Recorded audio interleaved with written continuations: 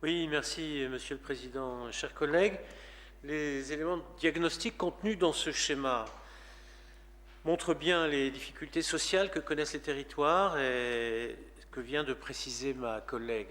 Je voudrais compléter cette approche en matière de santé, de politique jeunesse, d'insertion.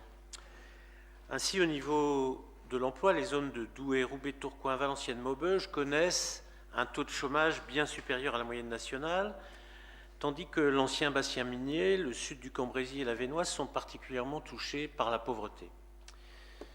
De nombreux jeunes, en outre, sont en situation d'exclusion, plus du quart de la jeunesse nordiste. Et si ces indicateurs sociaux restent alarmants, nous savons qu'il n'y a pas de fatalité à cette situation. Les inégalités sociales ne sont pas immuables. Elles peuvent reculer si les pouvoirs publics, les services sociaux, ceux de la santé, ceux aussi de la formation, de l'insertion et de l'emploi, se mobilisent et mettent en œuvre des politiques efficaces et justes en direction des territoires. C'est dire l'importance pour notre collectivité de ces enjeux pour notre collectivité chef de file des solidarités humaines. Alors ce nouveau schéma permettra-t-il de mobiliser efficacement nos services et nos partenaires dans le domaine de la lutte contre les exclusions? Ainsi que l'a souligné Marie-Christine Staniek, nous partageons plusieurs grandes orientations qui s'inspirent des expériences et des réflexions des acteurs de l'insertion.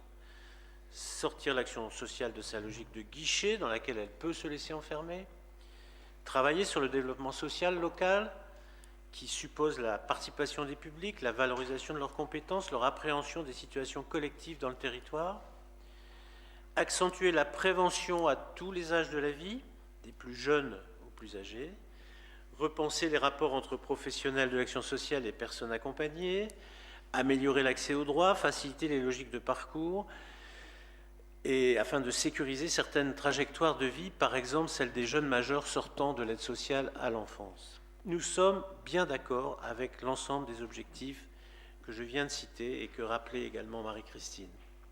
Ils figuraient d'ailleurs dans les précédents schémas adoptés en mars 2012, et la synthèse proposée ici nous convient dans sa formulation.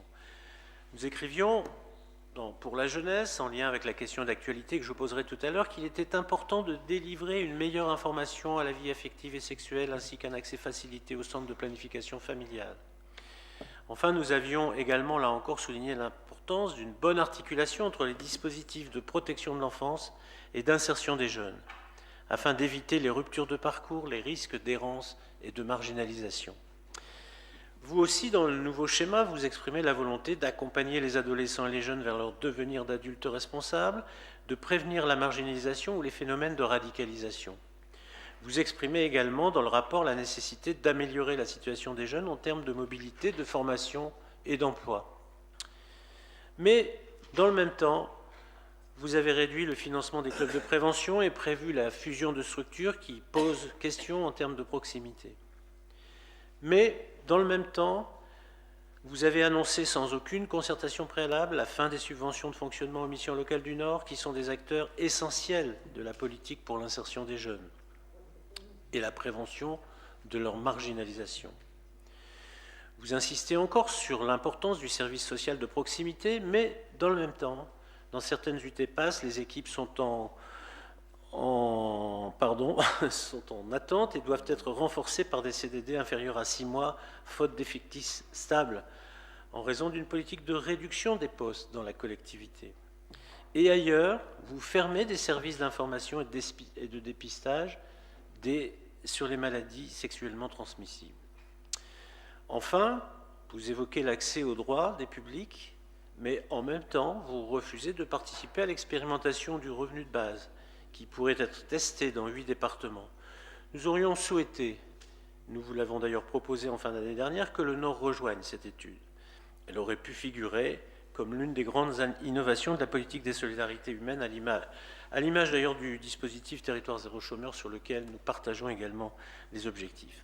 Bref, vous l'aurez compris, nous déplorons un écart entre les orientations positives contenues dans ce nouveau schéma des solidarités humaines et vos décisions effectives qui affaiblissent chaque jour l'accompagnement de nos publics et ne mettent pas en œuvre la concertation avec les acteurs que vous revendiquez.